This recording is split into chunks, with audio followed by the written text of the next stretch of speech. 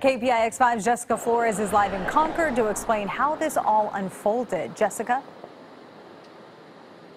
Michelle, Kenny, that student is actually a 16-year-old. He's a sophomore here at Ygnacio Valley High School here in Concord, and we actually did speak to him. But before we get to that interview, we want to show you some video of what happened when police barged into his home searching for evidence of the crime.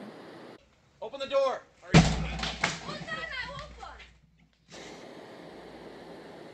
Now, investigators say the student sent out a phishing email that looked like it was from the school district. That's how the student was allegedly able to trick teachers into inputting their passwords. And that information, police said, that's how the student logged into the school computer system and changed the grades of approximately 16 students. He allegedly made grades higher for friends and lower for enemies. Now, we did speak to that 16-year-old.